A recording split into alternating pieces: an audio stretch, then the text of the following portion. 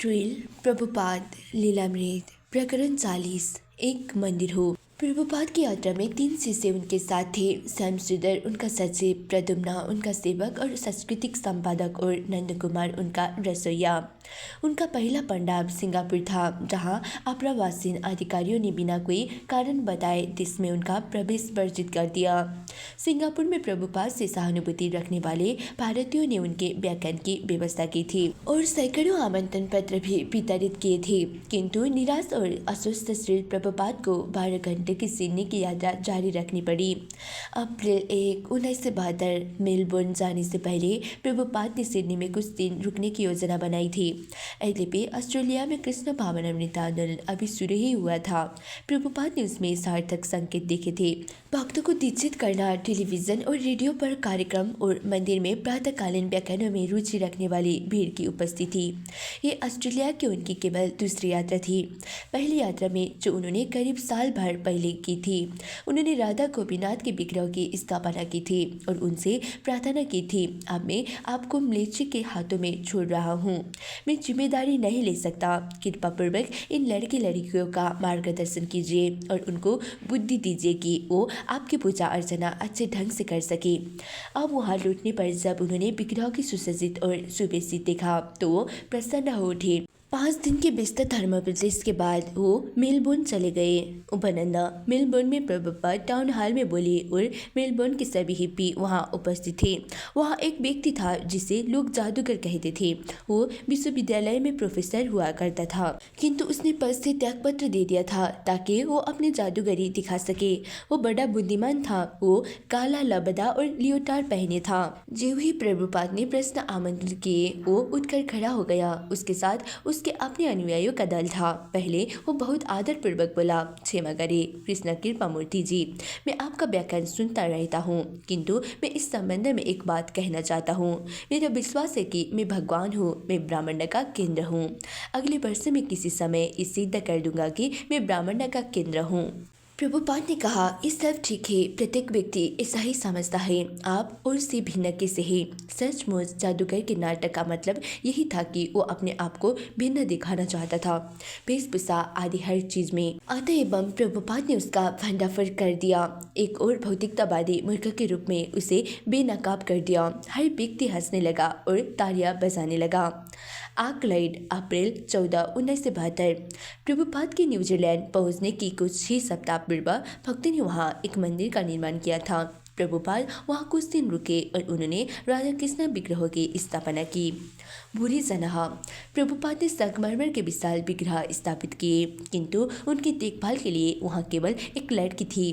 प्रभुपाद का आग्रह था कि जैसे भी हो विग्रह की स्थापना होनी चाहिए और उनकी देखभाल बढ़िया तरीका से होनी चाहिए। उन्होंने मांग रखी कि विग्रह के पास पहने के गए जोड़े वस्त्र तुरंत होने चाहिए। इसलिए कुछ भक्तों ने लकड़ी का एक अस्थायी आसन बनाया और विग्रह के लिए एक पर्दा टांग दिया। पर्दा गिर पड़ा, हर चीज गलत हो रही थी, सब गड़बड़ में था और प्रत्येक व्यक्ति घबराया हुआ था।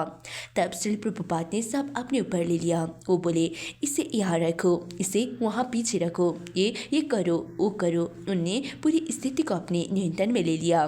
भक्तों ने पर्दे फिर से टांग दी और प्रभुपाद ने कहा, इस व्यास आसन को हटा दो। और भक्तों ने व्यास आसन को उठाकर कमरे के बाहर रख दिया, क्योंकि वो इतना बड़ा था और कमरा इतना छोटा था कि लोगों के बैठने के लिए जगह ही नहीं बचती थी। प्रभुपाद ने फर्श पर एक चटाई बिछाई और उस पर बैठ गए। प्रभुपाद हांगकांग में एक रात रुके, जहाँ उन्होंने कार्यक्रम में भाषण दिया जो भूरी जन और उसकी पत्नी जगतारिणी द्वारा आयोजित किया गया था।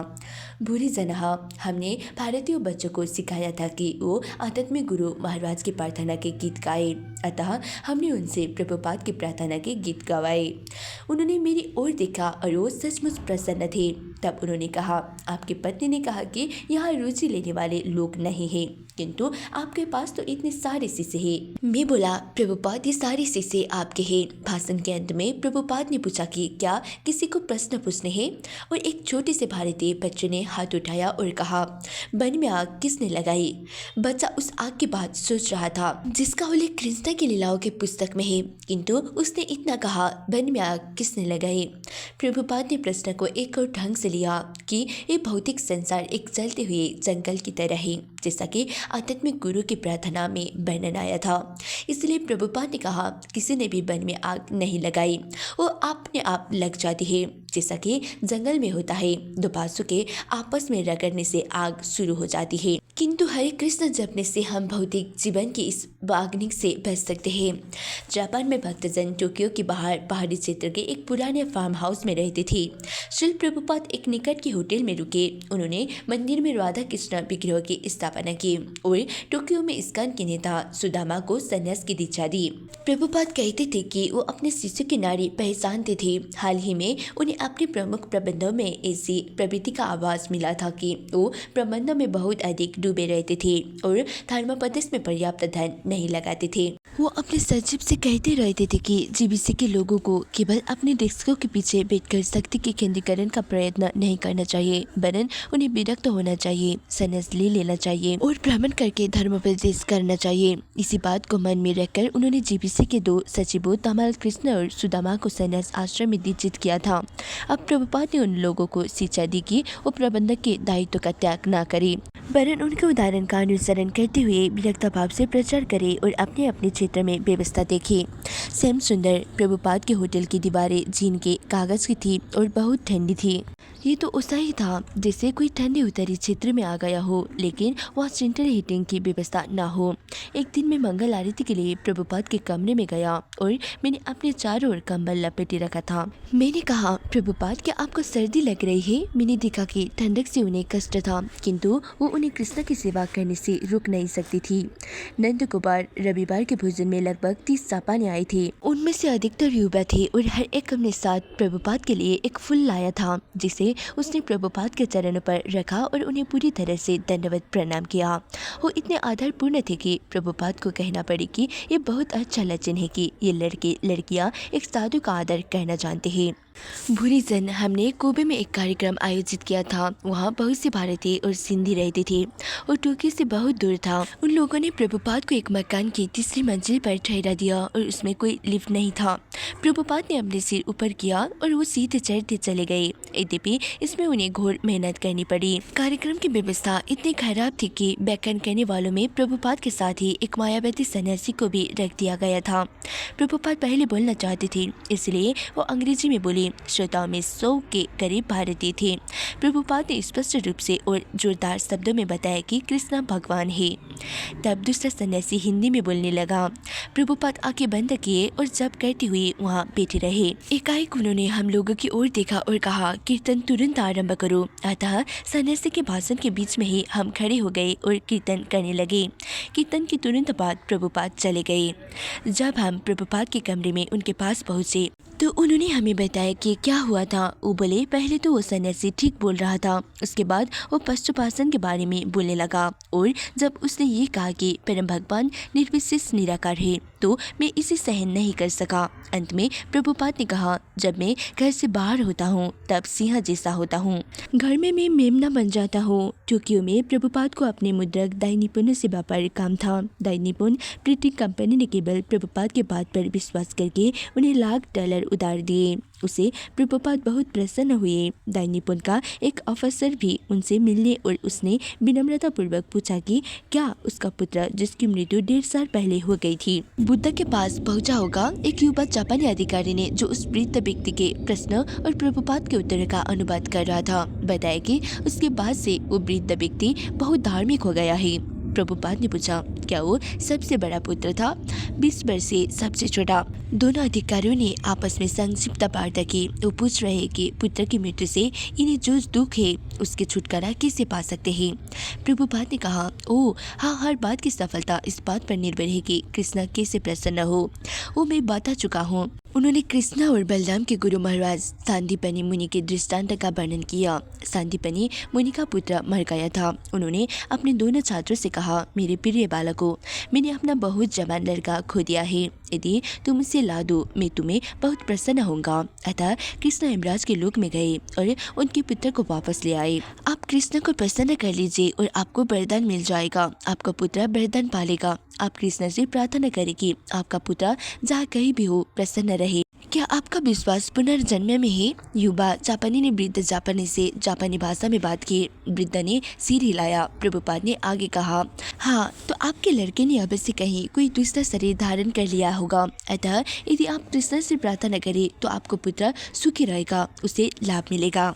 जब करेंदर, जो पश्चिम संयुक्त राज्य में प्रभुपाद के जीबीसी सचिव थे, दाई निपन मुद्रम कंपनी से सौदा करने में प्रभुपाद की सहायता के लिए टोक्यो पहुंचे तो प्रभुपाद ने उनसे अपनी नई बम्बई योजना के बारे में बात की। उन्होंने गिरिराज को भी 2 पत्र इस बात पर बल देते हुए लिखे कि बम्बई में इमारतों का निर्माण शीघ्र से शीघ्र आरंभ कर दे। वो चाहते थे कि बम्बई का मंदिर जयपुर के सुविख्यात गोविंद जी मंदिर के नमूने पर बनाए और उसके बगल में एक उच्च आधुनिक होटल का निर्माण हो। जूही की योजना तभी पूरी होगी। प्रभुपाद ने लिखा कि हंस को नक्शा तैयार कर लेना चाहिए और जून तक उसे नगर पालिका की स्वीकृति मिल जानी चाहिए, जिससे वर्षा के पहले नींव का काम आरंभ किया जा सके। प्रभुपाद ने आगे लिखा, मैं नहीं समझता कि ये सब संभव होगा, किंतु प्रयत्न करो तो अच्छा ही होगा। हवाई मई 6, 1972 होनोलुलु के अपने एक सप्ताह के अधिवास में प्रभुपाद ने पंचतत्व के 5 विग्रहों की स्थापना की। महाप्रभु चैतन्य, महाप्रभु नित्यानंद, श्री अद्वैत, श्री गदाधर और श्री श्रीवास। उन्होंने एक योग ध्यान केंद्र में योग पर भाषण भी दिया। समुद्र तट पर प्रातःकालीन भ्रमणों में वो डार्विनवाद की भ्रांति की व्याख्या करते थे। उन्होंने टिप्पणी की कि वैज्ञानिक समुद्र तट जीव ही जैसा सुंदर नहीं है। नंद कुमार, उस समय हवाई में सभी भक्त गहरे रंगों वाली बिना बाह के टी शर्टें पहने थे और उनकी शिखाएं सचमुच लंबी थी, जो नीचे तक लकड़ती रहती थी। प्रभुपाद ने कहा, गौड़ी वैष्णवी की शिखा 1.5 इंच व्यास की होती है। इसे बड़ी शिखाओं का तात्पर्य है अन्य संप्रदाय, और तब उनमें गांठ लगानी पड़ती है। तो मैंने हर एक को बताया और वो चटकीली चमकदार केसरिया रंग की कमीजें और समुचित शिखाएं धारण करने लगे। गोविंद दासी, प्रभुपाद ओहाओ के मकापू की तरफ एक बड़े मकान में रुके थे। ये बिल्कुल समुद्र तट से लगा हुआ था और बहुत आनंददायक स्थान था। प्रातःकाल प्रभुपाद समुद्र तट पर भ्रमण के लिए जाते थे और जब वो भ्रमण से लौटते थे तो वो पत्थर से बने छोटे से आंगन में एक लकड़ी की बेंच पर बैठे जाते थे। हम सभी उनके चारों ओर बैठे जाते थे और वो सवेरे का एक छोटा सा व्याख्यान देते थे। बाद में वो अपने कमरे में चारों ओर घूमते हुए जप करते थे। एक शाम मैं उनके कमरे में गई जब वो जप कर रहे थे और उन्होंने पूछा, क्या 16 बार माला फेर ली? मैंने कहा, हाँ श्री प्रभुपाद, अब मैं 16वीं माला पर हूँ। वो बोले, ये अच्छा है। प्रभुपाद अपने बम्बई केंद्र के संबंध में भी बहुत अधिक सोचा करते थे और उन्होंने बम्बई की इमारतों की अपनी धारणा का वास्तुशिल्पी चित्र बनाने के लिए मुझे कहा। सौभाग्य से मेरे एक वास्तुशिल्पी मित्र ने बहुत अच्छा नक्शा बना दिया और प्रभुपाद इससे बहुत प्रसन्न हुए। प्रभुपाद को अपने एक फ्रांसीसी शिष्य मंदाकिनी देवी दासी का एक पत्र मिला था, जो सोवियत संघ में एक रूसी लड़की के पास जा रही थी। वो उसे विवाह करने और कृष्ण भावनामृत के प्रचार में उसकी सहायता करने जा रही थी। जब प्रभुपाद ने यह पत्र पढ़ा तो वो भाव विभोर होकर मुस्कुराने लगे। इस विचार से उन्हें अति प्रसन्नता हुई कि रूस में कृष्ण भावनामृत आंदोलन बढ़ रहा है। तब वो गोविंद दासी की ओर मुड़े और बोले, जब तक युवा हो तब तक प्रचार करो, जब वृद्ध हो जाओगे तब वृंदावन में रहना और हरे कृष्ण मंत्र जपना। भारत में ये केंद्र इसीलिए बनाए जा रहे हैं, किंतु जब तक तुम पर्याप्त प्रचार नहीं कर लेती तब तक अवकाश ग्रहण नहीं कर सकती।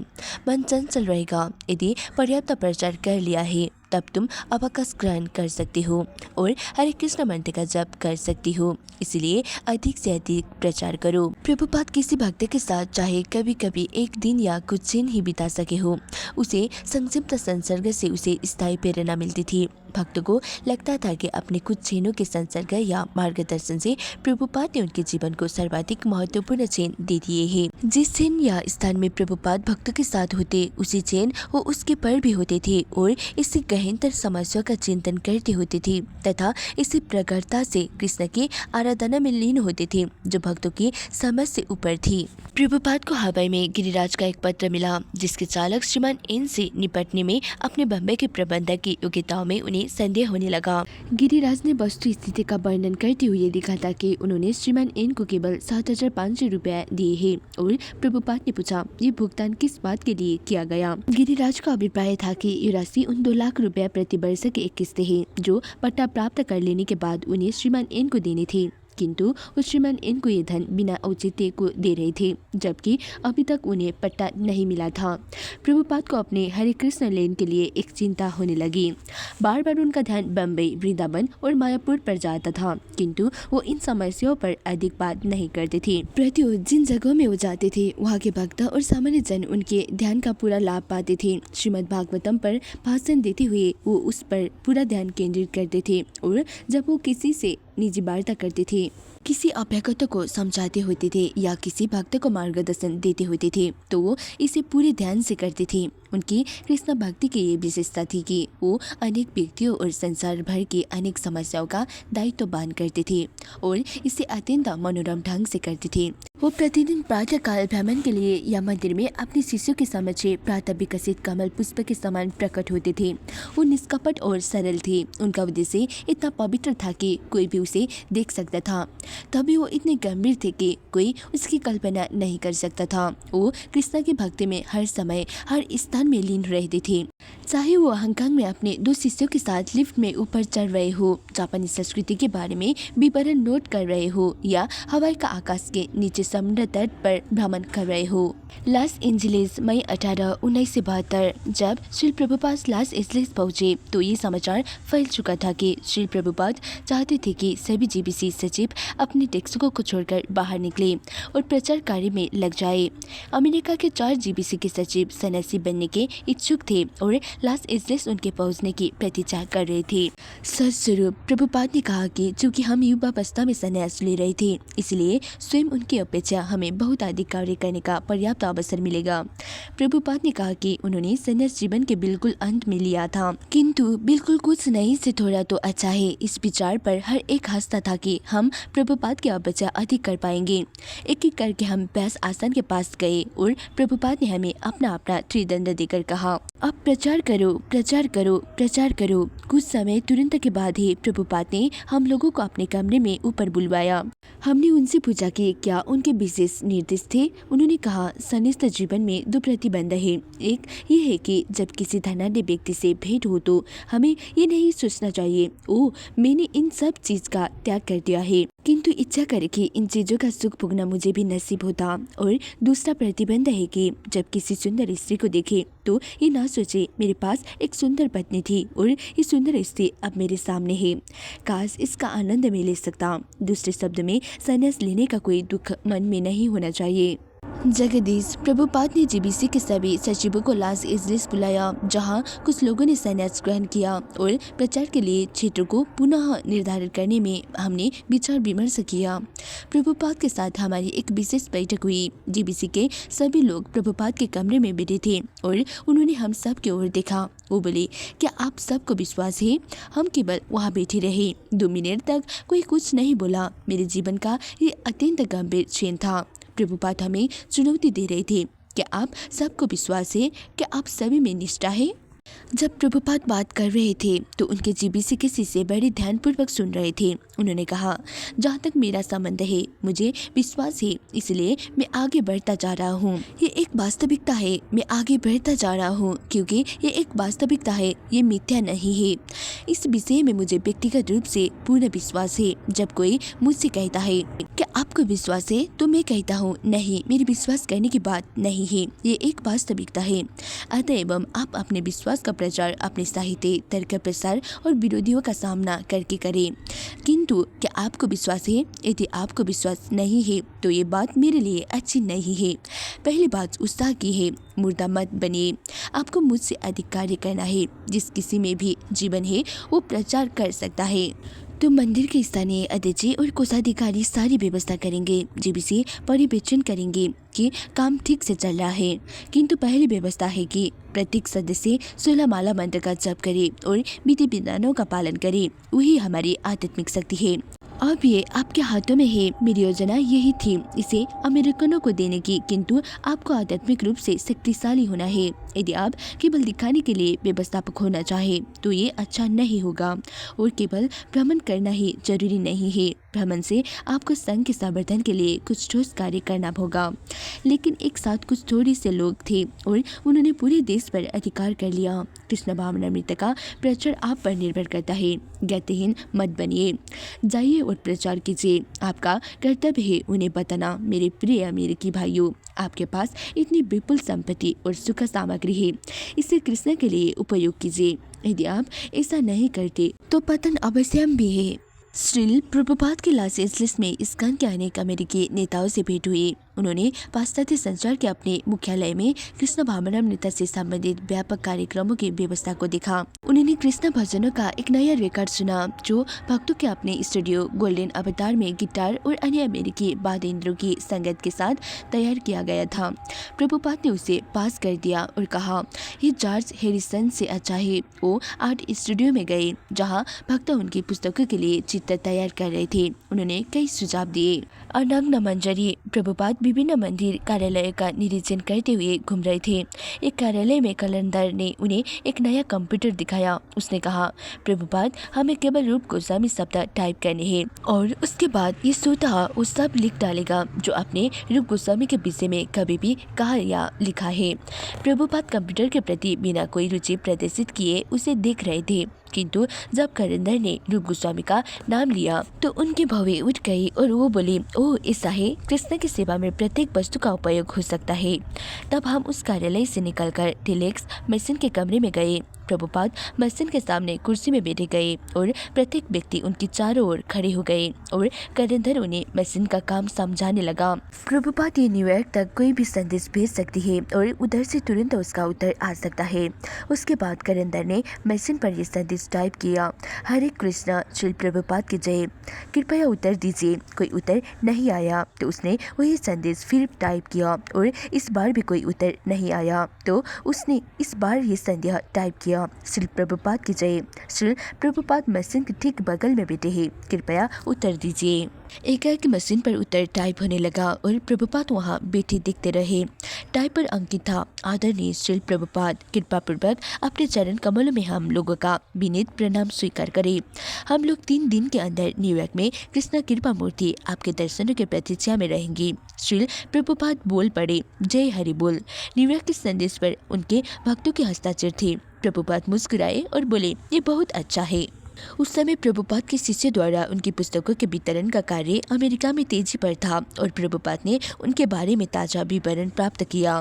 पश्चिम में प्रचार कार्य आरंभ करने के पहले दिन से ही प्रभुपाद इस बात पर जोर देते रहे थे कि उनकी पुस्तकों का मुद्रण और वितरण कृष्ण भावनामृत के प्रचार की सबसे महत्वपूर्ण विधि है। उन्होंने कहा कि उनके गुरु महाराज ने उनसे पुस्तकें प्रकाशित और वितरित करने को कहा था और वो उसका अंधानुसरण कर रहे हैं। भक्ति सिद्धांत सरस्वती बहुत प्रसन्न होते थे यदि उनका कोई शिष्य उनकी पत्रिका की कुछ प्रतियां का वितरण कर लेता था। इस्कॉन के प्रारंभिक वर्षों में श्रील प्रभुपाद भी बहुत प्रसन्न हो जाते थे यदि उनके शिष्य हर महीने बैक टू गॉडहेड की कुछ 100 प्रतियां भी वितरण कर लेते थे। दिव्य साहित्य के वितरण में समृद्ध करने की उनकी इच्छा धीरे धीरे कुछ शिष्यों के माध्यम से प्रकट हुई थी। 1968 में लॉस एंजलिस में तमाल कृष्ण प्रतिदिन एक बड़ा कीर्तन दल नगर में ले जाया करता था। कीर्तन दल कीर्तन और नृत्य करने के अतिरिक्त प्रतिदिन दर्शक मंडली में बैक टू गॉडहेड की 100 प्रतियां तक बेच लेता था। जब प्रभुपाद को ये रिपोर्ट मिलती तो उनका उत्साह बढ़ जाता था और वो भक्तों से और अधिक प्रतियां बेचने को कहते थे। पुस्तकों के वितरण को प्रभुपाद न केवल प्रचार की सर्वोत्तम विधि समझते थे वरन ये आय बढ़ाने का भी समुचित साधन था। भारत में पारस्परिक गुरुकुलों के ब्रह्मचारी द्वारा घूमकर भिक्षा संग्रह करते थे किंतु पश्चिम में ऐसा व्यवहार सामान्य नहीं हो सकता था। प्रभुपाद कहते थे, किंतु हर भला आदमी बैक टू गॉडहेड के लिए $4.5 दे सकता है। प्रभुपाद का अधिक ध्यान भारत पर और वहाँ चल रही योजना पर होने पर भी वो अपने शिष्यों को, विशेषकर पश्चिम के शिष्यों को प्रोत्साहित करते रहते थे कि वो उनकी पुस्तकों का वितरण करें। जनता में और पुस्तकालयों के लिए पुस्तकों और पत्रिका की प्रतियों की बिक्री में वृद्धि करने के लिए अधिक से अधिक प्रयत्न करें। मेरी एकमात्र इच्छा पुस्तकों का वितरण बढ़ाने में है। सन 1971 में उन्होंने न्यूयॉर्क के भक्तों को लिखा था, मुझे ये जानकर विशेष प्रसन्नता हुई है कि पुस्तकों और पत्रिका के वितरण में आपने वृद्धि कर ली है। इसी तरह आगे बढ़ते जाइए, अधिकाधिक बिक्री करते जाइए। कृष्ण के विषय में जब कभी कोई ठोस ज्ञान प्राप्त करता है, उस समय उसके जीवन में कोई न कोई परिवर्तन घटित होता है। ये पुस्तकें वो दृढ़ आधार है जिन पर हमारा प्रचार निर्भर है। इसलिए मैं चाहता हूँ कि अधिक से अधिक लोगों को ये उपलब्ध हो, अतः इसके लिए प्रयास कीजिए। ऑस्ट्रेलिया के भक्तों को उन्होंने लिखा, सबसे अच्छा समाचार ये है कि तुम लोग लगातार मेरी पुस्तकों और साहित्य के वितरण में बढ़ोतरी कर रहे हो। कृष्ण के संबंध में ठोस ज्ञान प्रचार का ये सर्वोत्तम कार्य है। हमारे प्रचार का ठोस आधार ये पुस्तकें हैं। अन्य किसी आंदोलन को प्रामाणिकता की ऐसी पृष्ठभूमि नहीं प्राप्त है। अफ्रीका के भक्तों को प्रभुपाद ने लिखा, पुस्तकों और पत्रिकाओं का वितरण हमारा सबसे महत्वपूर्ण कार्य है। पुस्तकों के बिना हमारे प्रचार का कोई ठोस आधार नहीं है। अफ्रीका के लोग हमारी पुस्तकें विशेष रूप से चाहते हैं। श्री प्रभुपाद ने कहा कि यदि पुस्तकें विपुल संख्या में हो तो इस कान के अन्य हर चीज सफल हो सकती है। वस्तुतः हमारे समाज का निर्माण पुस्तकों से होता है। एक पुस्तक से विशेष प्रभाव नहीं होता तो भी एक आधा चाचा इसके कोई चाचा न होने की अपेक्षा अच्छा है। अतः अच्छा है कि एक पुस्तक प्रकाशित हुई है और अन्य बीटीसी के अनेक संस्करण कम से कम अन्य भाषाओं में भी प्रकाशित हो रहे हैं। किंतु आप प्रयत्न करो कि प्रति वर्ष कम से कम 4-5 नई पुस्तकें कई भाषाओं में प्रकाशित हो और बीटीसी प्रति समय पर मास निकले। अपने इस अत्यंत महत्वपूर्ण दायित्व को आप सतत ध्यान में रखें कि विदेशी भाषाओं में अनेक पुस्तकें निकले। सन 1968 में जब टीचिंग्स ऑफ लॉर्ड चैतन्य की 10,000 प्रतियां न्यूयॉर्क के मंदिर में प्राप्त हुई थी तो ब्रह्मानंद स्वामी की समझ में नहीं आ रहा था कि महाप्रभु चैतन्य के उच्च दर्शन से भरी इतनी सलजीती पुस्तकों का वितरण वो किस प्रकार कर पाएंगे। किंतु 1970 में एक अन्य पुस्तक कृष्ण दी सुप्रीम पर्सनालिटी ऑफ गॉडहेड के प्रकाशन के बाद सैन फ्रांसिस्को के कुछ भक्त इसके प्रतियां बेचने के लिए द्वार द्वार घूमने लगे थे और हर व्यक्ति से मिलते थे। प्रतिदिन केवल 1 या 2 प्रतियां लेकर नहीं, वरन 20, 30 या 40 प्रतियां तक लेकर उत्साह बढ़ता ही गया था। जब अन्य मंदिरों के भक्त भी श्री प्रभुपाद की पुस्तकों के उत्तरोत्तर अधिकाधिक संख्या में बिक्री करने लगे थे। इसके अतिरिक्त युवाजन हर रोज दिन भर गाड़ियों में घूमकर प्रभुपाद की पुस्तकों को बेचने में जो सर्वोत्कृष्ट आनंद था उसे प्राप्त कर रहे थे। इसके बाद प्रतिस्पर्धा आरंभ हो गई थी कि सबके इस डीक को कि सैन फ्रांसिस्को के भक्त सबसे अच्छे हैं। लॉस एंजलिस, न्यूयॉर्क, डेनवर और डलास के भक्तों ने चुनौती दी थी। एक प्रकार का संकीर्ण जोर शुरू हो गया था और सबके केंद्र में श्री प्रभुपाद थे, जो लोगों में ये विश्वास पैदा करने में लगे थे कि उनके प्रचार संबंधी जो भी कार्यकलाप थे उनमें निर्विवाद रूप से पुस्तक वितरण का महत्व सबसे अधिक था। प्रभुपाद ने इस बात पर भी बल दिया कि सभी भक्तों को उनकी पुस्तकों का नियमित अध्ययन करना चाहिए। उनकी पुस्तकें केवल जनसाधारण के लिए नहीं थी, भक्तों को भी उन्हें अनिवार्य रूप से पढ़ना चाहिए और उनके बारे में जानना चाहिए, अन्यथा वो प्रचार कैसे करेंगे। लॉस एंजलिस के मंदिर कक्ष में प्रभुपाद भक्तों से प्रतिदिन श्रीमद् भागवतम के एक श्लोक का अनुसरण करते हुए उच्चारण और पाठ करवाते थे। तब एक एक भक्त बारी बारी से उस श्लोक का पाठ करता था और अन्य भक्त सामूहिक रूप से उनका अनुकरण करते थे। हृदयानंद गोस्वामी जब 1972 में प्रभुपाद लॉस एंजलिस आए तो उन्होंने भागवतम की कक्षा आरंभ की, जहां प्रत्येक व्यक्ति संस्कृत का पाठ करता था।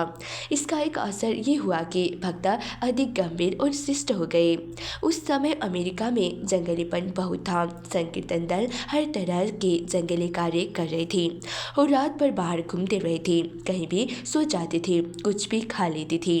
पहले मंदिर कुछ निष्क्रिय थे और वास्तव में कुछ नीरस भी, क्योंकि भक्त अधिक पुस्तकों का वितरण नहीं कर रहे थे। और जब संकीर्तन कुछ गंभीर और तेज होने लगा तभी प्रभुपाद का आगमन हुआ और उन्होंने संस्कृत मंत्रों के उच्चारण का अच्छे रम सा समावेश कराया और भक्तगण नियमित अधिक गंभीर और औपचारिक कार्यक्रम का अनुपालन करने लगे। 1 जून को प्रभुपाद ने लॉस एंजलिस से मैक्सिको नगर के लिए प्रस्थान किया। उन्होंने कहा कि वो कुछ सप्ताह बाद वापस आएंगे। प्रभुपाद ने मैक्सिको नगर में 3 दिवसीय गहन व्याख्यान अभियान चलाया गया। National University of Mexico Masonic lodge और थियोसॉफिकल सोसाइटी में उनके व्याख्यान हुए और वो एक टेलीविज़न कार्यक्रम में सम्मिलित हुए जिसे कोई 3 करोड़ लोगों ने देखा। 2 दिन लगातार उन्होंने मंदिर में दीक्षा समारोह किया। उन्होंने कहा कि मेक्सिको भारत के समान है, उसके लोग धार्मिक है और जलवायु शीतोष्ण है। जब वो चैपुलेटपेक पार्क में प्रातः भ्रमण के लिए बड़े तड़के बजाते तब भी उनके लोग मंदिर को उनके साथ लौटते। लोग उन्हें साधु पुरुष समझते थे और उनके आशीर्वाद की कामना करते थे। चित सुखानंदा रविवार तीसरे पहर मंदिर कच्चे में 500 से अधिक लोग थे। व्याख्यान के बाद श्री प्रभुपाद अपने कमरे में अकेले चले गए और 500 लोगों ने बृहद कीर्तन आरंभ कर दिया। जय प्रभुपाद, जय प्रभुपाद, जय प्रभुपाद, प्रभुपाद, प्रभुपाद, प्रभुपाद उच्चारण कर रहे थे। वो बहुत अधिक भक्ति विह्वल हो उठे थे और ऐसा लगता था कि मंदिर की दीवारें गिर पड़ेंगे। मैं श्री प्रभुपाद के कमरे में था और उन्होंने कहा, ये क्या है कीर्तन? वो बहुत अधिक शोर कर रहे हैं। मैंने कहा, वो आपके नाम का कीर्तन कर रहे हैं और मैं नीचे ये देखने गया कि क्या हो रहा है। सभी लोग प्रभुपाद के कमरे में आने की प्रतीक्षा कर रहे थे। ऐसा लगता था कि वो प्रभुपाद के कमरे में भागकर घुस जाना चाहते थे ताकि वो उन्हें दिख सके। वो उनका नाम लेकर चिल्लाते रहे, प्रभुपाद, प्रभुपाद। अतः मैं श्री प्रभुपाद के पास गया और बोला, प्रभुपाद, वो सब आपको देखना चाहते हैं। और प्रभुपाद ने कहा, अच्छा, उन्हें आने दो। इसलिए मैंने तुरंत उन्हें आने देने की व्यवस्था की। प्रभुपाद के कमरे में 2 दरवाजे थे, इसलिए वो बाएं हाथ के दरवाजे से प्रवेश कर रहे थे और दाहिने हाथ के दरवाजे से निकल रहे थे। पंक्तिबद्ध होकर एक के बाद एक करके एक लंबी परेड की तरह वो चलते रहे और प्रभुपाद से विभिन्न शब्दों में कुछ कहते रहे। अधिकतर लोग स्पेनिश में बोल रहे थे, कृष्ण कृपा मूर्ति, मुझे आशीर्वाद दीजिए, मुझे वरदान दीजिए। प्रत्येक व्यक्ति उनका सुभाषित चाह रहा था। अंदर पहुंचने पर प्रत्येक व्यक्ति उनके सम्मुख नतमस्तक हो जाता था। प्रत्येक व्यक्ति अत्यंत विनयशील था। बहुत से लोग ऐसे भी थे जिनके नेत्र महान संत श्री प्रभुपाद को देखकर अश्रुओं के भर उठे थे। सब यही कहते थे, मुझे सुभाषित दीजिए। प्रभुपाद ने पूछा, वो क्या कह रहे हैं? मैंने कहा, मुझे एक आशीष दीजिए, मुझे एक वरदान दीजिए। उनका हाथ माला की थैली में था और माला की थैली के बाहर की उंगलियों से वो उनकी ओर इंगित करते और कहते, हरे कृष्णा, और वो सब बहुत प्रसन्न हो जाते। प्रभुपाद कुर्नावाका भी गए और वहाँ के नगर के मैदान में हजारों के सामने बोले। श्रोता शांतिपूर्वक बैठे रहे और स्पेनिश भाषा में अनुदित उनका भाषण सुनते रहे। चित सुखानंदा। ठीक उसी समय हमारी पहली पुस्तक कृष्ण भावना सर्व उत्कृष्ट योग पद्धति स्पेनिश भाषा में प्रकाशित हो चुकी थी और प्रभुपाद ने अपने भाषा के बीच हाहर्य दास को लाल जिल्द में बनी उस पुस्तक की नव प्रकाशित प्रतियां लेकर आते देखा। श्री प्रभुपाद ने उसके ओर देखा और अपनी पुस्तकों को छपी हुई देखकर वो अत्यंत प्रसन्न हुए। वो भाषण के बीच रुक गए और बोले, आप में से हर एक पुस्तक की एक प्रतियां लेकर पढ़ सकता है। और लोग वास्तव में उस पुस्तकों को लेने प्रभुपाद के पास पहुंच गए। हमारे पास केवल 50 प्रतियां थी और श्री प्रभुपाद ने स्वयं ही उन प्रतियों को बेच डाला। लोगों ने श्री प्रभुपाद से हस्ताक्षरित प्रतियों के लिए प्रार्थना की तो उन्होंने लगभग सभी प्रतियों पर अपने हस्ताक्षर कर दिए। मैदान में भाषण करने के बाद प्रभुपाद को एक होटल में भाषण करना था और उसके बाद कुर्नावाका के भक्तों के घर जाकर प्रसाद ग्रहण करना था और विश्राम करना था। किंतु प्रभुपाद ने मेक्सिको नगर के मंदिर को लूटने का निर्णय लिया। वो लगभग 8 बजे रात में मंदिर पहुंचे। इस प्रकार सवेरे 8 बजे से लेकर रात के 8 बजे तक उन्होंने थोड़े से जल के अतिरिक्त कुछ भी नहीं खाया था। हमने उन्हें फल आदि देने चाहे लेकिन उन्हें कुछ नहीं चाहिए था। जब वो अपने कमरे में पहुंचे तो उनके नेत्र चमक रहे थे और उन्मुक्त मुस्कान से साथ उन्होंने कहा, प्रसन्न रहने का यही तरीका है। कृष्ण के निमित्त पूरा दिन कार्यरत रहो। वो केवल एक प्याला गर्म दूध, पुरिया और एक प्याला शक्कर चाहते थे। पुरिया उन्होंने शक्कर में मिलाकर खाई और प्रसन्नतापूर्वक आनंद के साथ दूध पिया। वो बोले, हमारा ये जीवन कृष्ण की सेवा के लिए है। दिन भर कृष्ण के निमित्त कार्य करो और रात में कुछ प्रसाद ग्रहण करो। लॉस एंजलिस लौटने पर प्रभुपाद प्रभुपाद ने फिर अपने आप को कृष्ण भावनामृत के निरंतर बढ़ते कार्यकलापों में पाया, किंतु उनका ध्यान फिर बम्बई पर गया और उन्होंने गिरिराज को तार भेजा कि वो पट्टा शीघ्र से शीघ्र प्राप्त करे। प्रभुपाद का तार मिलते ही गिरिराज श्रीमान एन के पास गए और वहाँ एक और उलझने से उनका सामना हुआ। इकरार नाम पर प्रभुपाद के हस्ताक्षर हो जाने के बाद भारत सरकार ने एक कानून पास किया था, जिसके अनुसार श्रीमान एन को पट्टा पूरा करने पर 5 लाख का लाभ कर जमा करना था। श्रीमान इनके पास अभी 5 लाख रुपया नहीं थे और उन्होंने कहा कि इस रकम को स्कैन जमा कर दे और श्रीमान इन इसे पट्टी की देय राशि में शामिल कर लेंगे, किंतु बम्बई स्कैन के पास भी इतना धन नहीं था। इसलिए श्रीमान इन ने सुझाव दिया कि या तो ये धन बैंक से ऋण लिया जाए या संयुक्त राज्य के स्कैन मंदिर से मंगाया जाए। उन्होंने वचन दिया कि इस बीच वो भूखंड को अन्य किसी को नहीं बेचेंगे। गिरिराज ने बैंक से ऋण लेने का प्रयास किया, किंतु ना तो उनका कोई जमानतदार था और न बैंक के साथ इतनी साख थी। उस संघ के कुछ आजीवन सदस्यों के पास गए कि वो कर्ज के लिए जमानतदार बन जाए, किंतु सहानुभूति रखते हुए भी उनमें से कोई भी धन जुटाने में सहायक नहीं बन सका। गिरिराज को श्रीमान इन की बात पर संदेह भी होने लगा। यद्यपि गिरिराज कानूनी मामलों में भोला था, लेकिन उसे श्रीमान इन के चरित्र और व्यवहार पर संदेह होने लगा था। आजीवन सदस्यों से बात करने पर गिरिराज को मालूम हुआ कि श्रीमान इन गैर कानूनी व्यवहारिक हरकतों के लिए बदनाम था। जिस भूखंड का विक्रय अब वो प्रभुपाद को कर रहा था, उससे पहले उसी कंपनी को बेचने का इकरारनामा कर चुका था और वो इकरारनामा इसलिए रद्द हो चुका था। किसी कंपनी नगरपालिका से उसे भूखंड को टुकड़े में विभाजित करने की अनुमति नहीं प्राप्त कर सकी थी।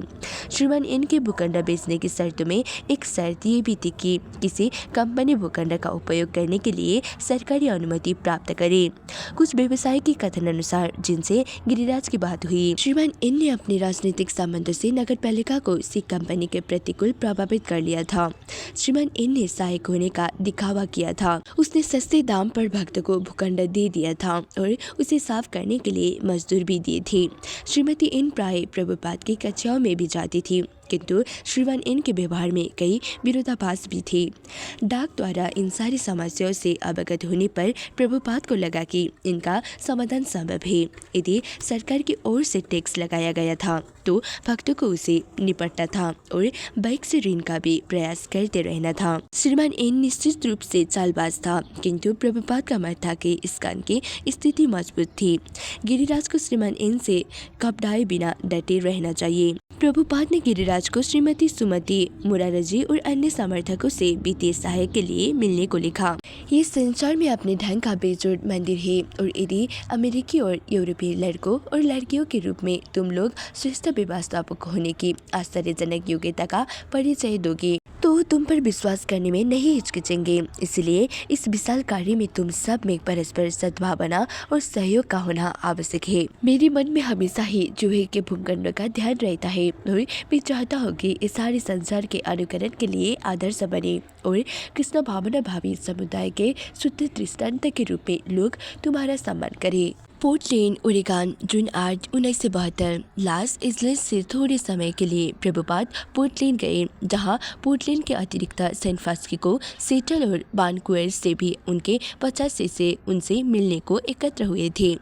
पोर्टलैंड से वो कार द्वारा यूजिन गए, जहां उन्होंने अधिकांशतः ही उपयोगी एक श्रोता मंडली के सामने एक बड़े हाल में व्याख्यान दिया। संयुक्त राज्य के प्रत्येक मंदिर के लोग चाहते थे कि श्री प्रभुपाद उनके यहाँ पहुँचे और यद्यपि प्रभुपाद सभी जगह नहीं पहुंच सकते थे, किंतु थोड़े समय के लिए उस सुदूर स्थानों में भी पहुंचने और व्याख्यान देने को सदैव तत्पर रहते थे।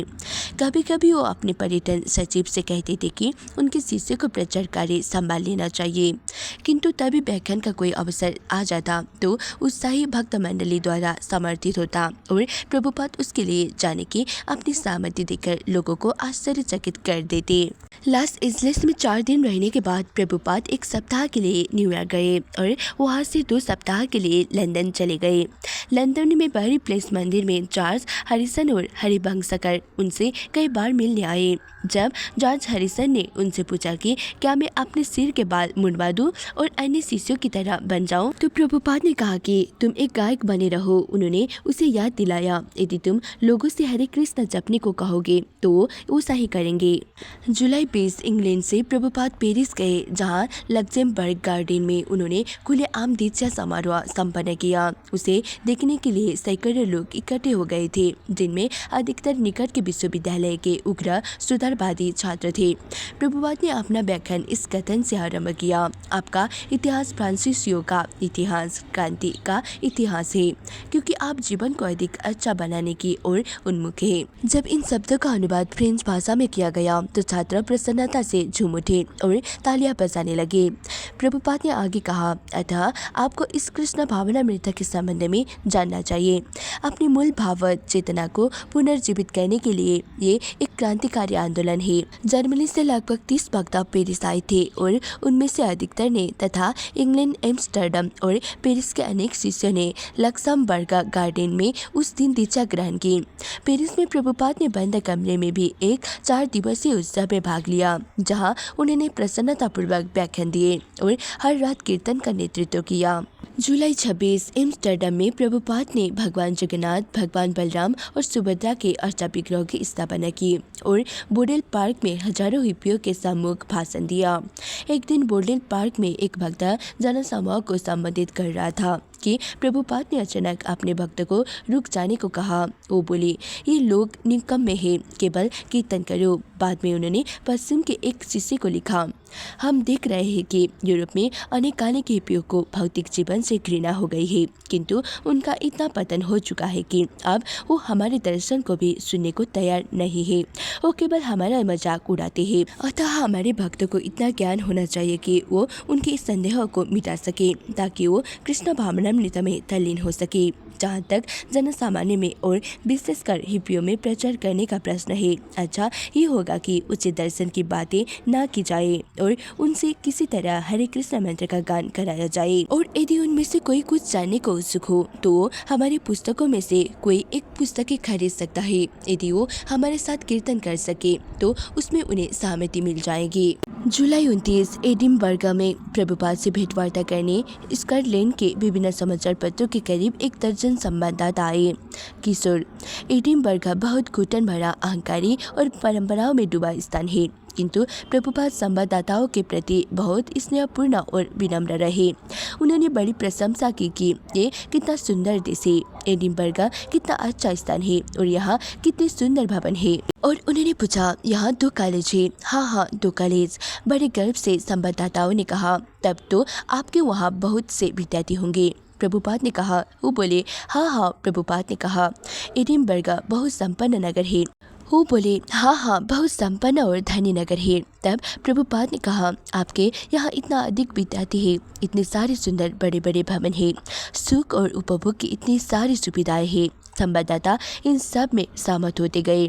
हाँ, हमारे पास ये सब कुछ है। और तब प्रभुपाद ने उन पर सीधी दृष्टि डाली और कहा, तो आपके विश्वविद्यालय इतने सारे हिप्पी क्यों पैदा कर रहे हैं? वो एक दूसरे को देखने लगे और उनमें से कोई उत्तर ना दे सका। और तब प्रभुपाद ने समझना आरंभ किया कि केवल भवन बनाकर समाज लोगों का आनंद या संतोष नहीं दे सकता। ये सब पत्थर और खिड़कियां हैं, उनमें आनंद कहाँ है? ग्लासों में वेबसाइट हॉल में प्रभुपाद ने लगभग 1000 लोगों के सामने भाषण दिया। किशोर, प्रभुपाद मंच पर अपने व्यास आसन पर बैठे थे। श्रोता मंडली बहुत विशाल थी। लोग बाहर से बालकनी में भी नहीं समा रहे थे। जब प्रभुपाद वहां पहुंचे तो छात्रों ने उनका स्वागत पॉप स्टार के रूप में किया। वो तालियां और सीटियां बजाने लगे। प्रभुपाद ने भगवत गीता के मूल विज्ञान पर तुरंत अत्यंत गंभीरतापूर्वक अपना व्याख्यान आरंभ कर दिया कि अर्जुन किस प्रकार अपने मित्रों और संबंधियों का वध करके सफल भक्त बने थे। व्याख्यान के अंत में मुझे कुछ डर था कि लोग इतने गंभीर व्याख्यान को समझ सकेंगे या नहीं, किंतु लोग प्रसन्न थे और तालियां बजाने लगे थे। जब प्रश्न उत्तर का काल आया तो एक व्यक्ति एकदम हॉल के पीछे से चलकर सीधे मंच के पास आकर खड़े हो गया और प्रभुपाद को देखने लगा। कुछ देर तक अभिमानपूर्ण शब्दों में वो कहता गया, मैं ये हूँ, मैं वो हूँ, और अंत में बोला, मैं भगवान हूँ। उसके संक्षिप्त आत्मलाभ का यही निष्कर्ष था। पूरी जनमंडली स्तब्ध थी और मैं सोच रहा था अब आगे क्या होने वाला है। प्रभुपाद केवल देखते रहे और उन्होंने स्तब्धता को कुछ मिनट तक और बने रहने दिया। उसके बाद वो बोले, तो तुम भगवान हो, क्या तुम्हें और कुछ नहीं कहना है? तुम भगवान नहीं हो, तुम कुत्ता हो। इस सुनते ही जनसमूह खड़ा हो गया और प्रसन्नता में झुककर तालियां उंगलियां बजाने लगा। उस व्यक्ति ने प्रभुपाद की ओर मात्र देखा और उसके चेहरे पर मुस्कान प्रकट हुई। केवल उन कुछ शब्दों से उन्हें पराजय मिल चुकी थी। वो फिर हाल के पीछे के भाग में जा पहुंचा और गायब हो गया। ये सबको उल्लासित करने वाला था क्योंकि सारा जनसमूह इस घटनाक्रम में सहभागी था। सबने अनुभव किया कि भगवान सस्ते नहीं है। तब हमने कीर्तन किया और जनसमूह में से हर एक ने नृत्य में भाग लिया। उस समय प्रवेश द्वार पर कुछ ढिलाई हो गई, जिसमें ग्लासों के इस क्षेत्र के निम्न वर्ग के छोकर हाल में घुस आए और वो सभी नाचने और गाने लगे। कुछ ने मंच पर चढ़े जाने का भी प्रयत्न किया। प्रभुपाद भी कीर्तन कर रहे थे, इसलिए इन छोकरों ने प्रयत्न किया कि वो भी मंच पर चढ़कर प्रभुपाद के चारों ओर इकट्ठे होकर कीर्तन करें। भक्तों ने इन गंदे छोकरों को मंच से नीचे ढकेलना चाहा, किंतु श्री प्रभुपाद ने कहा, ऐसा मत करो, ये सभी बच्चे भक्त हैं, उन्हें कीर्तन करने दो। अंत में जब प्रभुपाद जाने के लिए खड़े हुए तो मुझे किसी ऐसे व्यक्ति की याद आ गई।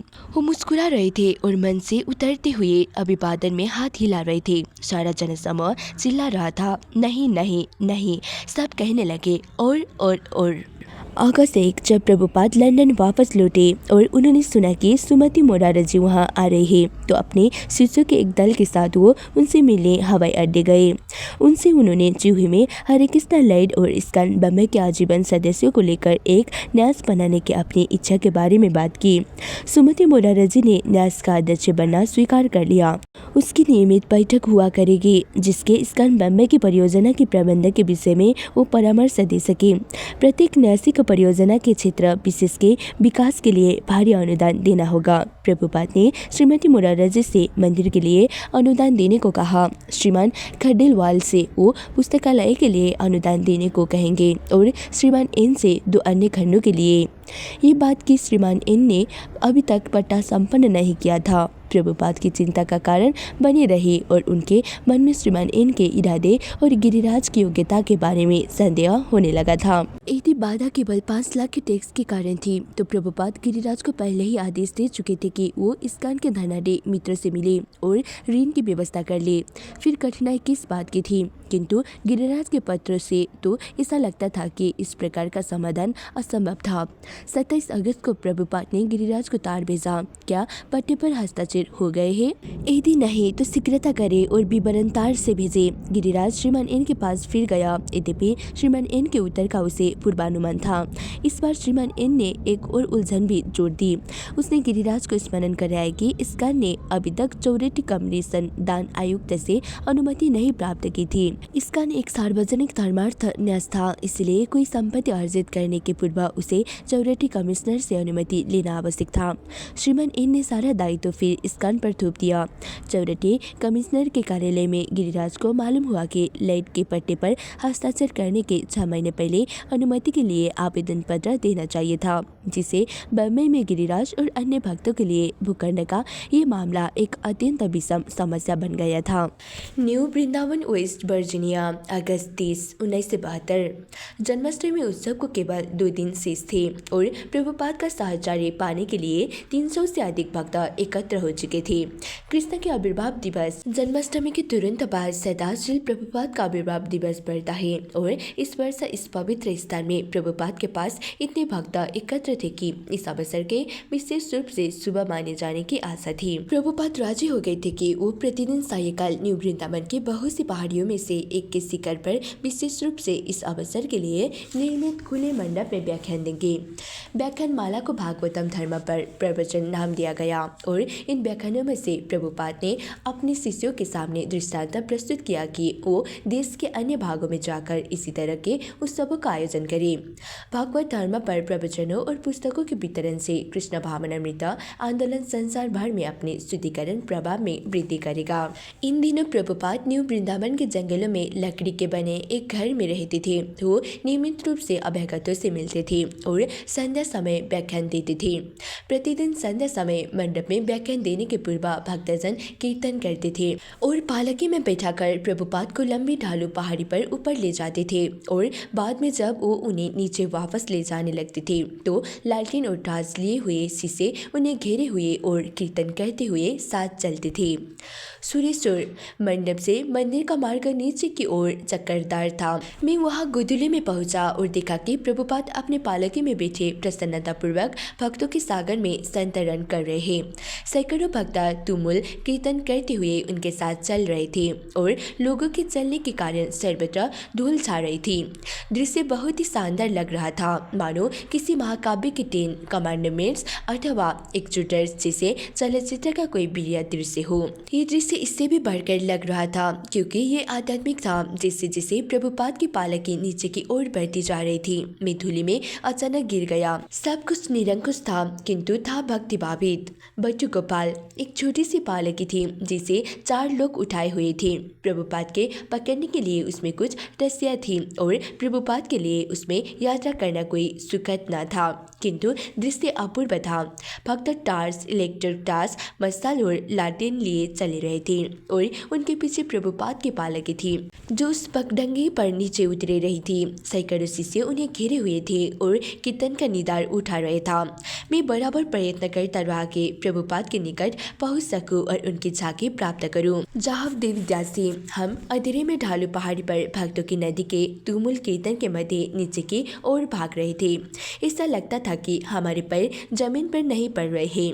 करीब आधे रास्ते के बाद में पालकी के पास पहुंची। तब मैंने अनुभव किया कि श्री प्रभुपाद के निकट होने का अर्थ भौतिक निकटता से कहीं अधिक है और उनसे दूरी कम करने के लिए मुझे कृष्ण भावनामृत के प्रति और अधिक गंभीर बनने की जरूरत है। जन्माष्टमी की रात में प्रभुपाद मंदिर गए और कृष्ण दी सुप्रीम पर्सनैलिटी ऑफ गॉडहेड लीला पुरुषोत्तम भगवान कृष्ण से भगवान कृष्ण के जन्म के विषय में वाचन सुना। लगभग 2 बजे उन्होंने देखा कि कुछ भक्त झूल रहे हैं। उन्होंने मुस्कुराते हुए कहा, तुम लोग थक गए हो, और कार्यक्रम समाप्त कर दिया। इसे विशाल उत्सव के मध्य भी प्रभुपाद बम्बई के भूखंड से संबंधित संघर्ष में फिर निमग्न हो गए। गिरिराज से एक पत्र प्राप्त हुआ जिसमें 5 लाख कर चुकाने के लिए ऋण प्राप्त करने में उसकी विफलता और सरकार द्वारा अनुमति देने से इनकार का वर्णन था। गिरिराज ने अपने इस संदेह का भी उल्लेख किया था कि श्रीमान एन चौरटी कमिश्नर के निर्णय को प्रभावित कर रहा था। प्रभुपाद के पास क्रय पत्र की एक प्रति थी और उन्होंने सावधानीपूर्वक उसका अध्ययन किया। उनका निष्कर्ष था कि उनकी स्थिति मजबूत थी क्योंकि इकरार नामक के अनुसार जमीन पर उनका कब्जा था। वायदे के अनुसार उन्होंने 2 लाख का भुगतान कर दिया था, किंतु श्रीमान एन ने पट्टा नहीं लौटाया था। अब वो और धनराशि मांग रहा था और प्रभुपाद के गिरिराज से कहा था कि उस धनराशि का भुगतान करके उससे पट्टा प्राप्त कर लेना चाहिए। जहाँ तक चौरटी कमिश्नर की अनुमति का प्रश्न था, इसका कोई उल्लेख इकार नामक में नहीं था। यद्यपि श्रीमान एन की चालों से गिरिराज घबराया हुआ लगता था, किंतु प्रभुपाद श्रीमान एन की इन चालों को केवल उसकी गिदंडा भाव की समझती थी। उन्होंने गिरिराज को तार भेजा, बैंक से गिरवी ऋण लो और इनको भुगतान करो। गिरिराज का कोई उत्तर आने से पूर्व प्रभुपाद ने एक और तार भेजा, तुम क्यों कहते हो कि पट्टा असंभव है? खरीद के इकारनामा में हर चीज स्पष्ट है। इकारनामा की शर्तों के अनुसार पट्टा तुरंत हो जाना चाहिए। अपने आविर्भाव दिवस के प्रातःकाल को श्री प्रभुपाद पहाड़ी के मंडप में व्याख्यान देने गए। ग्रीष्म ऋतु के अंतिम दिनों का ये एक बहुत सुंदर प्रातःकाल था। प्रभुपाद राधा दामोदर और भगवान जगन्नाथ के अर्चा विग्रह के बगल में एक लाल रंग के व्यास आसन पर बैठ गए। उनके सैकड़ों शिष्यों के अतिरिक्त वहाँ सैकड़ों अतिथि भी उपस्थित थे। सब मिलाकर वहाँ करीब 1000 लोग एकत्र थे। ये उत्सव हरे कृष्ण आंदोलन का एक उल्लेखनीय प्रदर्शन था। उसका समाचार प्रसारित करने के लिए उस समय वहाँ न्यूयॉर्क टाइम्स तथा अन्य समाचार पत्रों के संवाददाता एवं टीवी फिल्म के लोग मौजूद थे। प्रभुपाद ने यह कहकर अपना व्याख्यान आरंभ किया कि यद्यपि भक्तों द्वारा उनके अपने आध्यात्मिक गुरु की उपासना से किसी दर्शक को गलतफहमी हो सकती है, किंतु किसी को ये नहीं समझना चाहिए कि आध्यात्मिक गुरु स्वयं को भगवान के रूप में प्रस्तुत कर रहे हैं। प्रभुपाद ने आध्यात्मिक गुरु की तुलना एक टैक्स कलेक्टर से की। जिस प्रकार एक टैक्स कलेक्टर राजा के नाम पर कर के उग्राह करता है, उसी तरह आध्यात्मिक गुरु भगवान कृष्ण के नाम पर सम्मान प्राप्त करता है। प्रत्येक व्यक्ति को परमात्मा की सेवा करनी चाहिए और उसको नमन करना चाहिए, और आध्यात्मिक गुरु प्रकट होकर उसके नाम में नमन और आराधना स्वीकार करता है, और परमात्मा आध्यात्मिक गुरु को अर्पित इस सेवा और नमन को स्वयं अपने प्रति अर्पित सेवा और नमन मानता है। प्रभुपाद ने अपना भाषण समाप्त किया और 1.5 दिन के अनाहार व्रत का समापन बढ़िया भोज से हुआ। तब प्रभुपाद अपने छोटे से आवास के पिछले भाग में लौट गए, जहां उन्होंने कुछ भक्त से वार्तालाप किया। हृदयानंद गोस्वामी प्रभुपाद अपने कमरे के बाहर चटाई पर बैठे मालिश करा रहे थे। अचानक वहां उनकी चटाई के पास बिल्ली के 2 बच्चे आ गए। वो दोनों आपस में लड़ते हुए उलट पलट रहे थे। वो ऊपर नीचे लौटकर कुश्ती लड़ रहे थे। मेरे मन में तुरंत आया, ओह ये गंदे हैं, इन्हें दूर भगा देना है। बिल्ली के बच्चे उल्टते पलटते प्रभुपाद की चटाई पर आ गए। आपस में लड़ते झगड़ते वो एक गेंद की भांति उनके पैर पर जा गिरे। प्रभुपाद उनकी ठुडी सहलाने लगे। उनकी ठुडी सहलाते हुए वो हंसने लगे। तब वो एक तरह की प्रसन्न मुद्रा में मेरी और मुड़े और कहने लगे, देखो प्रेम यहाँ भी है। श्रुति कीर्ति मेरे जिम्मे रसोई का काम था, अतः मैं प्रभुपाद की सेवा में बिल्कुल नहीं जा सका। वो वहाँ 1 सप्ताह रहे और इसे पूरा समय में मैं उन्हें मिल नहीं पाया। मैं इतना परेशान हो रहा था। मैं इस सारे सेवा कार्य में लगा था और प्रभुपाद से मिलने तक का अवसर नहीं पा रहा था। आधी रात तक केवल भोजन बनाने में व्यस्त रहता था। मुझे बहुत खराब लग रहा था। अतः प्रभुपाद के प्रस्थान के 1 दिन पूर्व कीर्तनानंद महाराज मेरे पास आए और बोले, तो तुम प्रभुपाद के सेवक बनने जा रहे हो? मैंने कहा, नहीं, ये तो विस्मयकारी है, नहीं ये अजीब है। मैं चिंतित हो उठा। तब कीर्तनानंद महाराज ने कहा, तुम्हें पीट्सबर्ग जाने के लिए कल प्रातः यहाँ से प्रस्थान करना है। मैंने सोचा, ओह ये तो बहुत जल्दी हो गया, मुझे तो इस विषय में कुछ मालूम नहीं था। अगले दिन सवेरे कीर्तनानंद महाराज मुझे उस फार्म हाउस में ले गए जहाँ प्रभुपाद ठहरे हुए थे। वो मुझे प्रभुपाद के कमरे में ले गए और बोले, श्रुति कीर्ति है, ये आपका सेवक बनने जा रहा है। प्रभुपाद ने मेरी ओर देखा और मैंने उन्हें प्रणाम किया। कीर्तनानंद महाराज ने कहा, प्रभुपाद ये बहुत अच्छा भोजन बनाता है।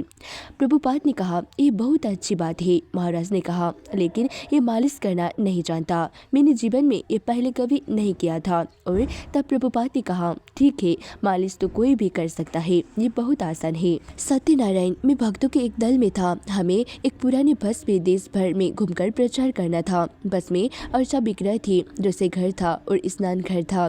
प्रभुपाद अपने कमरे से बाहर थे जब हम बस में वहां पहुंचे। जब वो हमारी बस में आए तो हमने उनका स्वागत उसी तरह किया मानो वो एक सामान्य मंदिर में आए हो, और हमने उन्हें चरणामृत दिया। उन्होंने हर चीज़ का निरीक्षण किया और कहा कि इस तरह की बसें सैकड़ों की संख्या में होनी चाहिए। उनके लिए ये कोई बहुत बड़ी घटना नहीं थी, किंतु उन्होंने इसे सचमुच पसंद किया। सतस्वरूप दास गोस्वामी, मैंने अनेक प्रमुख भक्तों को महत्वपूर्ण कार्यों के लिए प्रभुपाद से मिलने के लिए इस मकान में जाते देखा। मेरे पास कोई ऐसा महत्वपूर्ण कार्य नहीं था जिसके बारे में प्रभुपाद ने पत्र में जवाब न दिया हो।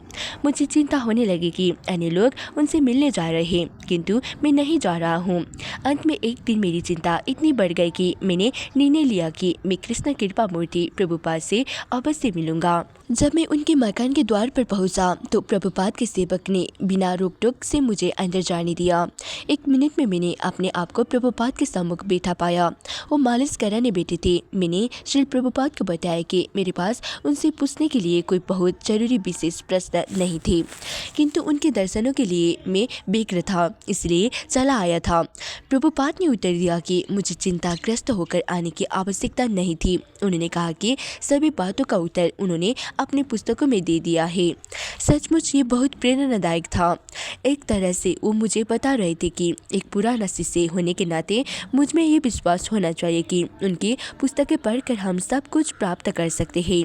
चिंतावश हमें अपने में किसी अभाव का अनुभव नहीं करना चाहिए और आवेग के वंशीभूत होकर गुरु महाराज से व्यक्तिगत साक्षात्कार के लिए नहीं चल पड़ना चाहिए। किंतु चूंकि मैं उनके सम्मुख उपस्थित था, इसलिए श्री प्रभुपाद ने मुझसे पूछा, तुम क्या कर रहे हो? जब प्रभुपाद ने यह पूछा तो मेरे मन में गहराई से यह भाव उठा कि वो मेरा ठीक आकलन कर रहे हैं और मुझे अल्पबुद्धि वाला मूर्खा आंक रहे हैं।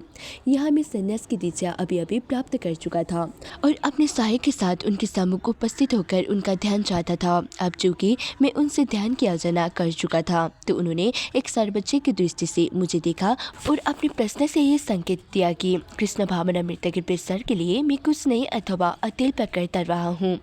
मैंने उनके इस प्रश्न तुम क्या करते रहे हो का यही अर्थ लगाया। मैंने उत्तर दिया कि उनके पत्र से प्राप्त निर्देशों के अनुसार मैं अपने क्षेत्र में एक मंदिर से दूसरे मंदिर में जाकर उनकी इस इच्छा की पूर्ति में लगा रहा हूँ कि विद्यार्थी प्रातःकालीन कक्षा में श्रीमद् भागवतम का अध्ययन करे। पहले मुझे पूर्ण विश्वास था कि मैं उनके उन आदेशों का ठीक पालन कर रहा था जो उनके एक पत्र से प्राप्त हुए थे, किंतु मैं आश्चर्य में पड़ गया जब न्यू वृंदावन में अपने कमरे में वो ये कहने लगे कि मंदिरों में जाना सर्वाधिक महत्वपूर्ण नहीं है। उन्होंने कहा कि वो विष्णुजन महाराज के कार्य से प्रसन्न थे जो एक बस से प्रचार यात्रा कर रहे थे। मुझे भी वैसा ही करना चाहिए। मैंने तुरंत उत्तर दिया, तो आपका ये आदेश कि मैं विभिन्न मंदिर में जाऊं बहुत महत्वपूर्ण नहीं है, मैं भी बस ले लूं। इस पर प्रभुपाद चिढ़ गए और बोले, ये बात नहीं है कि चूँकि एक चीज़ अधिक महत्वपूर्ण है अतः दूसरी चीज़ कम महत्वपूर्ण हो जाती है। हर चीज़ महत्वपूर्ण है, ऐसा नहीं है कि चूँकि मैं कह रहा हूँ कि बस द्वारा प्रचार यात्रा महत्वपूर्ण है इसलिए तुम कह रहे हो कि मंदिर में जाना महत्वपूर्ण नहीं है।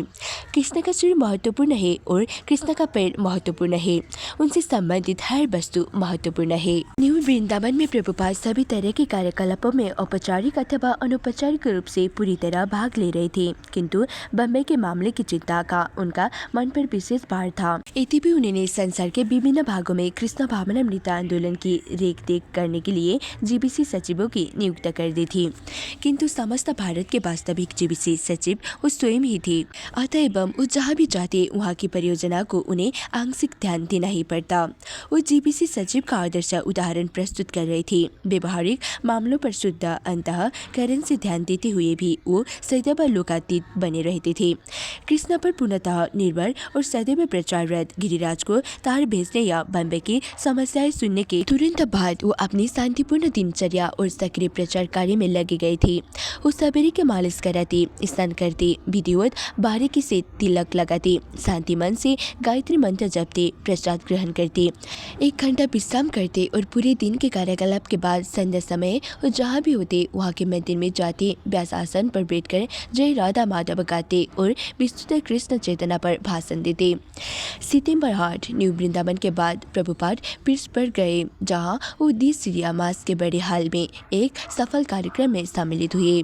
उनकी भेंट एक कैथोलिक पादरी से भी हुई, जिसने उन्होंने पूछा, ईसाई बुजुर्ग खानों में गायों का वध क्यों करते हैं और इस प्रकार तू किसी का वध नहीं करेगा, इस आदेश का उल्लंघन क्यों करते हैं। प्रभुपाद ये प्रश्न ईसाई पादरियों से प्राय पूछते रहे थे और उनके उत्तरों से वो सदा असंतुष्ट रहे थे। इस पादरी का उत्तर भी कोई अपवाद नहीं था। अपने कमरे के एक अनौपचारिक बैठक में प्रभुपाद ने अपने शिष्यों से बाहर जाकर प्रचार करने के प्रोग्राम पर बल दिया। उस समय जो नवदीक्षित सन्यासी वहाँ उपस्थित थे उनको उन्होंने अपने गुरु भाई विष्णुजन स्वामी के दृष्टांत का अनुसरण करने का उपदेश दिया।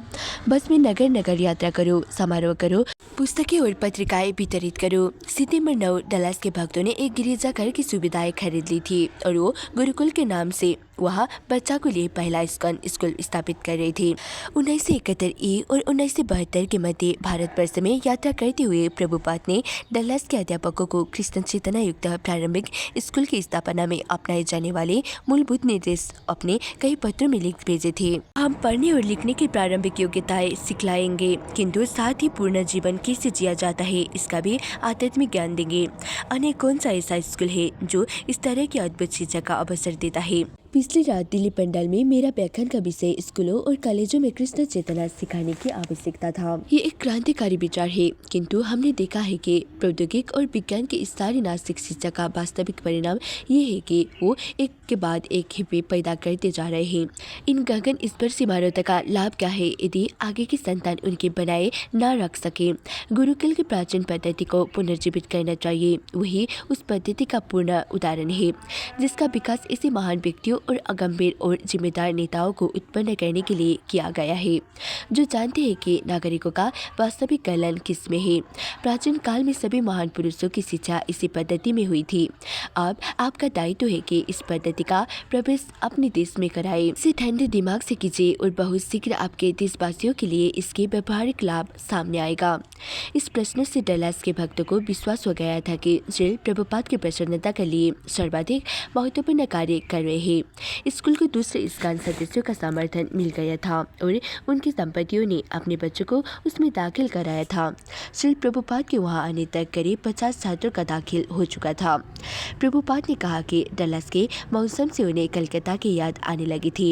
यद्यपि वहाँ की गर्मी से उन्हें असुविधा हो रही थी। वातानुकूल के प्रति अरुचि जाहिर करते हुए उन्होंने अपना कुर्ता उतार दिया और अपने अनुभवहीन किंतु सशक्त शिक्षाओं के दल के साथ वो घास के मैदान में बैठ गए। उन्होंने कहा कि शिक्षा की सर्वोत्तम पद्धति वो है जिसका परिचय उन्हें बालक के रूप में हुआ था।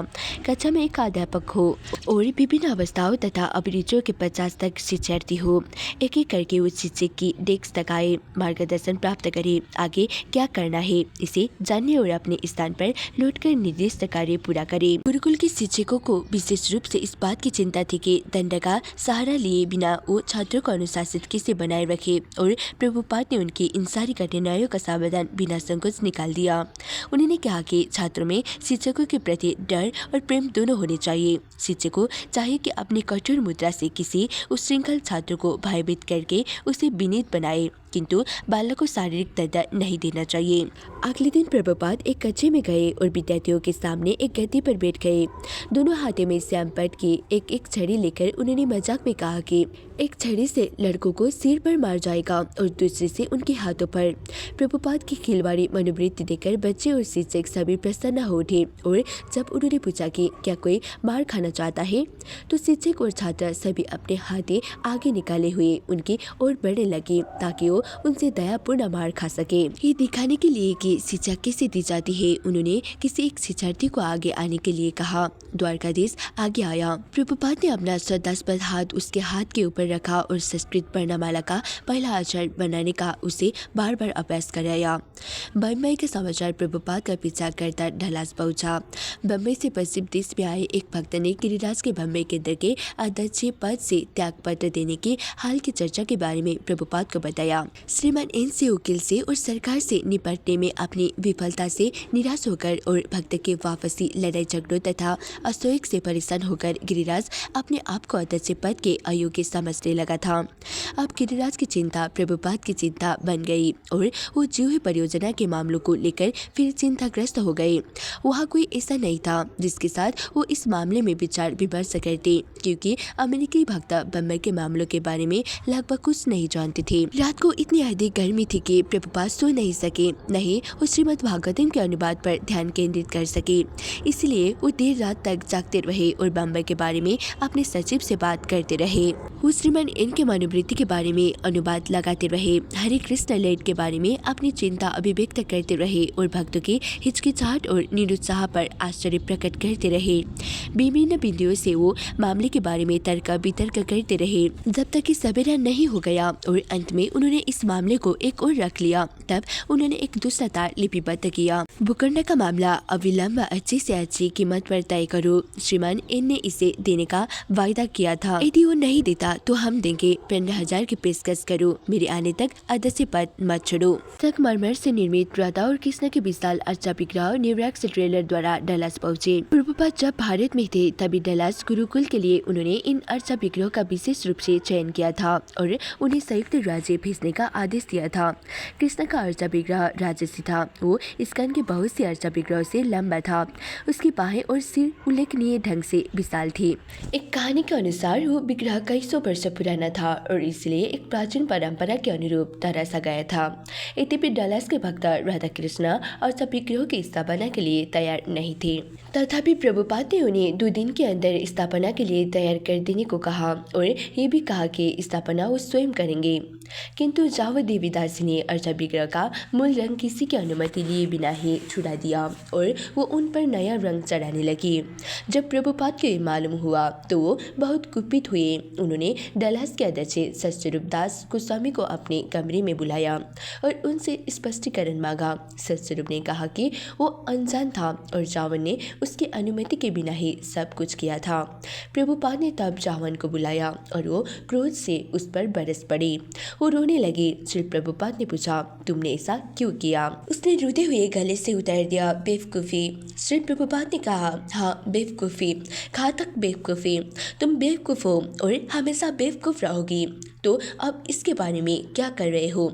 जावा ने मंद स्वर में उत्तर दिया, श्री प्रभुपाद, मैंने लॉस एंजलिस में भरतराज से बात की है और उन्होंने कहा कि यदि मैं एक विशेष प्रकार का रंग इस्तेमाल करूं। प्रभुपाद चिल्लाए, भरतराज, ये भरतराज कौन है? मैं तुम्हारा आध्यात्मिक गुरु हूँ और तुम्हारे सामने बैठा हूँ।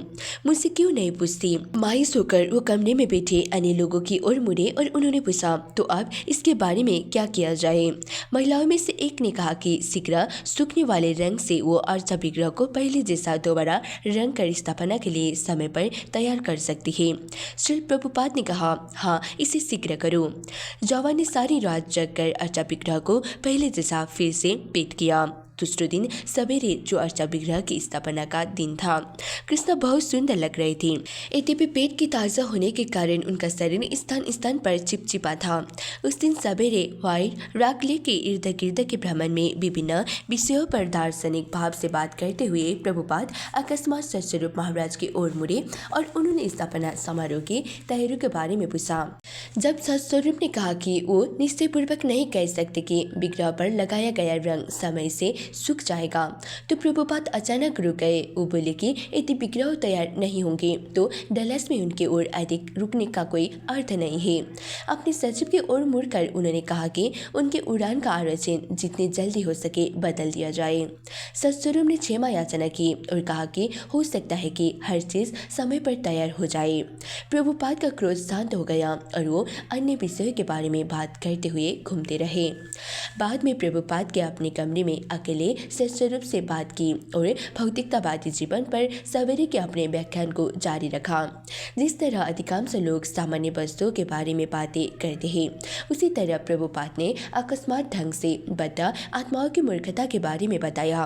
वो सोचते हैं कि केवल बड़ा परिवार रखने और सांसारिक कार्यकलापों में डूबे रहने से उन्हें मृत्यु या अगले जन्म की चिंता नहीं करनी है। ऐसा कहते हुए प्रभुपाद ने अविश्वासपूर्वक अपने सिरों को झटका दिया। वो भौतिकतावादियों की अविश्वसनीय स्थिति के बारे में सोच रहे थे। प्रभुपाद के सभी शिष्यों का ध्यान उनकी उसी एक अद्भुत विशेषता पर गया। वो जहाँ भी हो, उनकी चेतना सदैव आध्यात्मिक रहती। वो चाहे बम्बई के विषय में रात को देर तक जाकर चिंतित हो या बात कर रहे हो अथवा अर्चा विग्रह को पुनः रंगने के लिए भक्तों की आलोचना कर रहे हो, उनका मन कृष्ण चेतना के एक विचार से दूसरे विचार की ओर सदा चलायमान रहता था। भक्त कभी कभी उनकी विराट कृष्ण चेतना का अवलोकन कुछ दूर से ही करते। अन्य समय पर सेवा के बहाने वो उनसे वार्तालाप करने लगते और व्यक्तिगत रूप से उनके सहभागी बन जाते अथवा प्रभुपाद उनसे कभी सीधे पूछताछ करने लगते। कोई भी ये मानकर नहीं चल सकता था या पहले से बता सकता था कि अपने गुरु महाराज की निरंतर गंभीर सेवा में प्रभुपाद कब कैसा व्यवहार करेंगे। सतस्वरूप महाराज के साथ बैठे हुए प्रभुपाद सवेरे की कक्षा के भागवत से एक टुकड़ा गुनगुनाने लगे, गृह सुगृह मेदिनाम। तब उन्होंने पूछ लिया, तो अर्चा विग्रह का क्या हाल है? सतस्वरूप ने कहा कि उनके विचार से वो सूख गए होंगे। प्रभुपाद उठे और उस कमरे में चले गए जहाँ जो हम फिर से रंगे गए अर्चा विग्रह की जांच कर रही थी। शांत भाव से गुनगुनाते हुए वो राधा और कृष्ण के समक्ष खड़े हो गए। बोले, हाँ अब ये ठीक हो गया है। उस दिन प्रभा में मंदिर के कच्चे में अपने व्यासासन पर बैठकर प्रभुपाद ने ब्रह्म संहिता से श्लोक सुनाते हुए राधा और कृष्ण के अर्चा विग्रह की स्थापना की। तब उन्होंने विग्रह की पहली बार आरती की, जिन्हें शीघ्रतापूर्वक सजाया गया था और लगभग खाली मंच पर आसन किया गया था। किंतु प्रभुपाद प्रसन्न लग रहे थे। बाद में वो अपने कमरे में गए और कागज के टुकड़े पर लिखा, राधा कालचंद्र जी, डल्लास के अर्चा विग्रह, सितंबर 12, 1972, ऐसी भक्ति वेदांत स्वामी। उन्होंने बताया कि कालचंद्र जी का अर्थ काला चंद्रमा है। प्रभुपाद किसी पाश्चात्य मार्ग द्वारा शीघ्र भारत लौटने की तैयारी कर रहे थे और वो पाश्चात्य संसार के अपने मुख्यालय लॉस एंजलिस की यात्रा पर पुनः निकले। जिस दिन वो वहां पहुंचे उस दिन उन्होंने बम्बई के शिष्य को और निर्देश जारी किए। उन्होंने उन्हें विश्वास दिलाया कि जुहू केवल एक मुसीबत की जगह नहीं है, वरन वो एक विशेष स्थल है जहाँ एक विशाल योजना पूरी की जाएगी। उसके लिए संघर्ष करना सार्थक था। अब मैं ये जानने की बेग्रह होगी, क्या विग्रह के दस्तावेज पर हस्ताक्षर हो गए हैं और करारनामे में क्या क्या लिखा है? हस्ताक्षरित प्रति मुझे यथाशीघ्र भेजे, इससे मुझे बड़ी राहत मिलेगी। ज्यों ही करारनामे पर हस्ताक्षर हो जाए त्यों ही आप भवन निर्माण तुरंत आरंभ कर दे। मैं भारत शीघ्र आ रहा हूँ, अधिक से अधिक अक्टूबर तक, और देखना चाहता हूँ कि बम्बई, मायापुर और वृंदावन में भवन निर्माण का कार्य बढ़िया ढंग से चल रहा है। बम्बई की ये परियोजना हमारी संसार भर की परियोजना में सर्वाधिक महत्वपूर्ण है और मैं आपसे और बम्बई के और लोगों से अपेक्षा रखता हूँ कि इसे बहुत शानदार तरीके से पूरा किया जाए। प्रभुपाद के सचिव ने उन्हें हाल में ही एयर इंडिया की एक नई विज्ञापन पुस्तिका दिखाई थी, जिसमें कला की विषय वस्तु एकमात्र वृंदावन में कृष्ण को अर्पित थी। प्रभुपाद को इससे बड़ा उत्साह हुआ कि एयर इंडिया पर्यटकों को भारत आकर कृष्ण संस्कृति का अनुभव करने को लुभा रहा था। इससे उनके विचार की पुष्टि होती थी कि भविष्य में हरे कृष्ण लैंड और अन्य भारतीय योजना पर्यटकों के लिए महत्वपूर्ण दार्शनिक वस्तुएं होंगी जो वास्तविक वैदिक संस्कृति का अनुभव करना चाहते हैं। बम्बई की डाक को हमेशा वरीयता मिलती थी और हर दिन सवेरे प्रभुपाद बम्बई से समाचार के बारे में पूछते रहते थे। गिरिराज से प्राप्त पत्र पर उनका ध्यान सबसे पहला जाता था। अक्टूबर के शुरू में उन्हें गिरिराज का एक लंबा पत्र मिला।